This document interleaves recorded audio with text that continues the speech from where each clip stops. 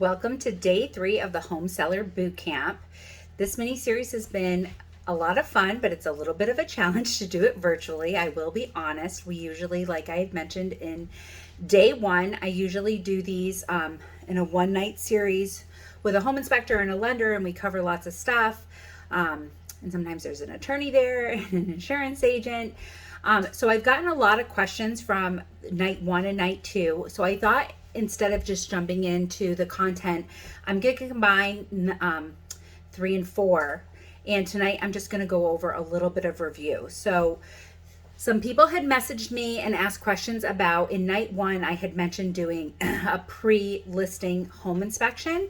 And this is really for only people that want a really concrete closing day. They want no hiccups at all. They don't want to have to renegotiate during home inspection. They want to know what major issues are with their house. So it's not for everybody. I would say maybe 5% of my clients in 20 years have had one.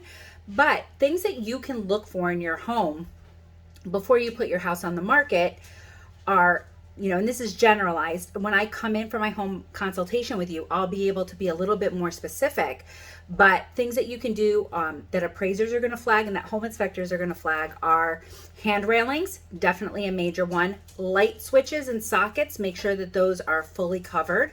Smoke detectors, they don't have to be right. We have to worry about that 2 weeks before closing, but at least have them put up so there's no red flags there. Holes in walls are a big one. Broken panes of glass, seams in vinyl flooring, or if you have vinyl siding outside and there's a defect in it, a flaw, anything like that. Other things would be chipping and peeling paint. So those are all the things. The major things are the hand railings, and make sure that, if you have any kind of decks or front porches that are more than 36 inches high, you're going to want to make sure that there's a railing system going around that. You're also going to want to get your furnace cleaned. I always recommend that people get their furnace cleaned right before they put their house on the market. That way it's done. The home inspector can't, mention that later on down the road. And then some of the other questions people had was, last night we talked about staging and getting your house ready, neutralizing the colors, kind of, decluttering your house, purging. So you're definitely going to want to get anything out of the house that you're not taking with you first. And when I mean your house, I mean your whole property. So make sure you go in the woods behind your house where you might have thrown some stuff and get rid of that. Any old tires, they have to go. Your sheds, your garages, if you have old equipment or paint that you are not taking with you, get rid of it before you do your final move and clean out. So that way those areas look like they have more storage in them than they typically would.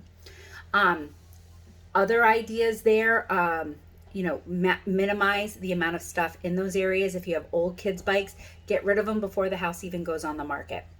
And then go room by room, like I mentioned yesterday, and kind of just take stuff out that you're not using on a regular basis. Kitchen cabinets, I didn't talk about, but if you're the type of person that has a ton of coffee mugs, only maybe leave 2 or 3 in there. Put the rest away, give them away to a charity, something like that. Again, with the small appliances, take those out, pack them up. And then when you go by and you start packing up your house, go to Costco's or BJ's, get a ton of those giant totes that they have there, and then color code the totes. So you can go on Amazon or Etsy and you can find all sorts of different labels and maybe do each room a different color. So your kitchen is all yellow. And that way, when it's the final packing and moving, to go ahead and put all the rest of the kitchen stuff in the yellow totes, or fill up the yellow totes because that's your kitchen stuff. Maybe your bedroom's blue, maybe your son's room is green and your daughter's room is purple, your living room's blue. And that way on the day of moving, that those totes go in each of those rooms. Okay, where's my yellow tote? I need to unpack my kitchen. Where's my blue tote? I need that to go in my living room. The other thing you can do is use chalk markers. Those work really, really nicely. So those are some good tips for packing. And when you have the totes, then you can store them all in your basement or your garage, so everything is kind of stacked up nice and neat so that the basement doesn't look overwhelmed. So tomorrow night I am going to go over what it takes to have a great photo day and get your house ready for photos.